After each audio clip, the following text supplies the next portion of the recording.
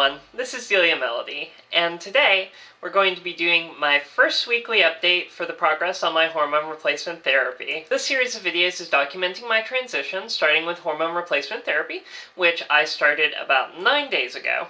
I'm on 2 milligrams twice a day of estradiol, and 50 milligrams 3 times a day of spironolactone. Estradiol is a female hormone which is going to be responsible for most of the actual feminizing in the process of hormone replacement therapy. And spironolactone is a testosterone blocker which is going to basically make the estradiol more effective at doing its job, as well as also helping with reducing masculine features.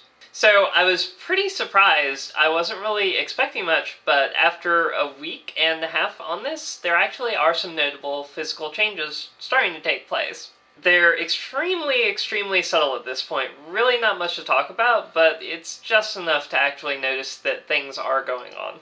First off, one of the biggest shocks I had was with my facial hair. So when I was at the doctor's office and he was talking to me about the spironolactone, he mentioned that it's often used not only for transgender patients, but also to treat hirsute cisgender women who would like to get rid of some of their excess body or facial hair. The main point that he made was for me to expect it to help with my facial hair. Now, I know a lot of other trans women, I've seen a lot of other stories from trans women, and I know better than to expect spironolactone to get rid of my facial hairs. So when the doctor said this, I was kind of like, okay, that sounds fake, but okay. And don't get me wrong, my facial hair is still very much here, still very much looks exactly the same as it always does.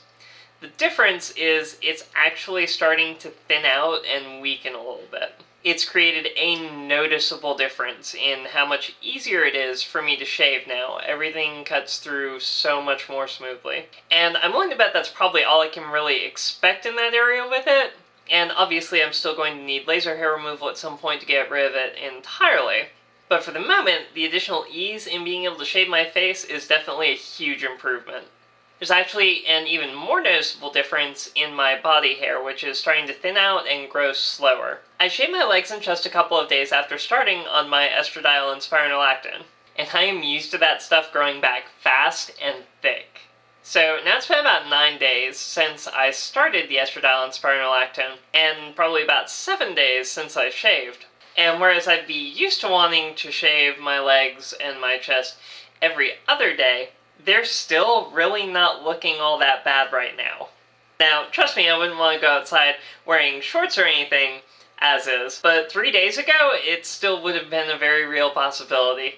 So that's wonderful, and it especially makes me happy on my chest, because that's the easiest place where I can see that it's significantly thinner. And I'm hoping that I'll continue to see improvements, because it would be really nice to be able to wear a lower cut top without feeling like I have to shave my chest. I am also starting to see just a little bit more female fat distribution, a very small amount of breast development, and probably more notably in the area of fat redistribution, my cheeks are noticeably starting to fill out, which makes me very happy. The difference in my cheeks is kind of barely visible, but it's something that you can definitely feel when you touch them. As far as body fat in other parts of my body, it's not really much. There's just a little tiny bit accumulating on my hips, and on my chest you can start to see where there is ever just the very slightest little amount of breast development. When I say slight, I mean it's extremely slight. It would be exceedingly difficult to tell any difference between what my chest looks like now and what you would expect a cisgender man's chest to look like. But if you carefully examine, you can see that the angle is starting to be a little bit different as far as how the fat's distributing, and you can start to see where there's just a little bit more prominence around where breast tissue is just starting to develop. I haven't experienced any types of pain or anything like that in the area. I haven't really experienced any type of really increased sensitivity, but that's something that I'm expecting to probably come with time. The next bit may be a little bit TMI, but I'm going to go ahead and talk about it anyway, because these are things that people want to know when they're going to be going through hormone therapy. So if you don't want to hear it, go ahead and skip.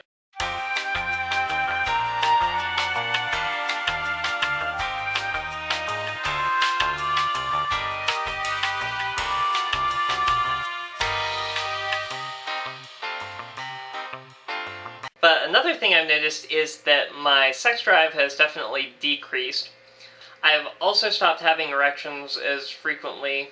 Like most people who are born with a penis, once they're in adulthood, it seems like a morning erection is just a typical, regular thing. And I'm not sure exactly when those stopped in the past few days. It took me a little bit to notice, but I'm not getting those anymore. I'm also not as easily sexually aroused at this point as I was previously by things that would normally arouse me. Now, before any of you get scared about this, I wanted to also make a note that in spite of the fact that my sex drive has decreased and it's not as easy for me to be aroused anymore, my actual sexual function has not been impacted at all. And that's kind of one of the things that, depending on the person, can go one way or the other during hormone therapy. And it's actually the main indicator of whether or not you're going to be able to retain sexual function after you have sexual reassignment surgery if you do. In general, from what I've researched, the information indicates that sexual function after sexual reassignment surgery, if it's had, will be the same as it was before the reassignment surgery, and the biggest difference is going to be just how the hormones impacted you and how sexually active you remained while you were on the hormones.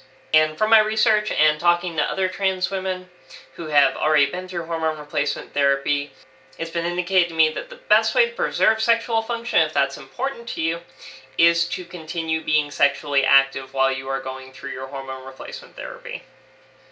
So, I want to stress again, most of these physical changes have been exceedingly minor. They're just enough that I know things are starting to take place, and it's definitely making me happier. And with that, I want to move on and talk about the biggest changes I've noticed, which have actually been psychological changes. I'm a person who's always been prone to very severe depression.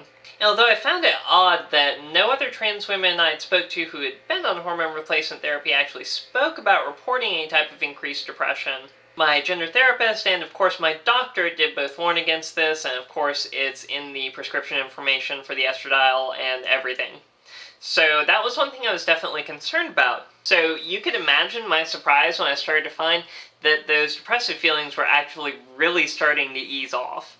I've always had a really hard time with the stress tolerance, basically the ability to have a really crummy situation and just basically shake it off and say whatever. My reaction is always one that involves a lot of depression, a lot of anger, and a lot of just stubbornness, being frustrated as hell about things I have no control over. But at this point, it's become just a hell of a lot easier to look at all of those situations and just be like, okay, that sucks, but we're moving on. I'm actually having more improvement in being able to cope with that than I ever have before with any type of psychiatric medication I've ever been on. So that's definitely something to be really happy about. In addition to having always had some issues with major depression, I've always had a lot of anger issues. You know, when you think of people's anger responses, you think of generally two kinds of people. You've got the kind of people that explode, and then you've got the kind of people that simmer forever over something. And I was the worst mix of both of those, with a lot of bullheadedness about everything. I'm still what I would consider to be a really angry person by nature, and my anger response is still pretty strong when it's triggered right now, but not quite as strong as it used to be. Definitely a lot more controllable and easier to break out of, and it's just a lot harder for things to trigger me into being angry in the first place anymore. One thing that really did strike me is that I am pretty much ready to cry at the drop of a hat right now, though. Not necessarily in any kind of depressed way whatsoever. It could be something happy, something beautiful, something that's just kind of sad. It just doesn't take as much anymore whatsoever to get the waterworks going. It's really kind of a different kind of crying, though. We know that psychologically the crying response is supposed to release chemicals in your brain that are going to make you feel better about whatever is making you upset. Basically anything that makes me cry out of sadness lately, the crying actually makes me feel a lot better really quickly. It's a really peaceful, calming type of crying that doesn't involve a lot of heavy sobbing or anything like it used to. It's just a much more mellowed out and helpful response. And then when I'm crying because something happy is going on, or I see something just exceptionally pretty, wonderful, or beautiful, it just makes me feel that much better about life and just that much more like the world is just this beautiful, wonderful place. So all this is really good news, because I've had people tell me that having female hormones and a lack of testosterone in a brain that was in a body designated male at birth would actually just really mess with my emotions and set me on a roller coaster and really just completely mess things up. I didn't actually expect any kind of mental relief or positive changes mentally from the hormone therapy. But at the same time, I kind of really thought everything everyone was saying was a little bit weird when you consider the fact that we've had studies showing that trans women have a feminized brain structure, and one would think that a female hormonal environment in a feminized brain would be a lot better for it than a male hormonal environment would. And if this is to be any indication, that's right. This is one of the reasons that I feel it's really important to document transitions, because honestly there's not much real research being done on them by the doctors who are treating you. They're just kind of writing you your prescriptions and sending you on your way. Not to mention, there's not really much formal research going on about it either. So it seems like most of the things we're told to expect are really just kind of being based on how they would expect female hormones to impact a cisgender man, with no regard for anything having to do with the differences in brain structures and psychology in a trans woman. Anyway, those are the changes that have been happening so far. It's only been about 9 days, so there's definitely a lot more in store, and I'm looking forward to sharing all of it with you. Thank you so much for watching. I definitely hope this will be helpful for a lot of other trans women for when they're getting ready to start their hormone therapy or wondering what to expect. Definitely stay tuned for more updates, as well as a continuation of my other awareness and advocacy videos and some occasional funny stuff. Oh, and hey, be sure to check out my nifty new Redbubble shop by going through the link up in the corner to see where you can get awesome trans pride and LGBT pride swag. Once again, thank you so much for watching, and until next time, be yourself.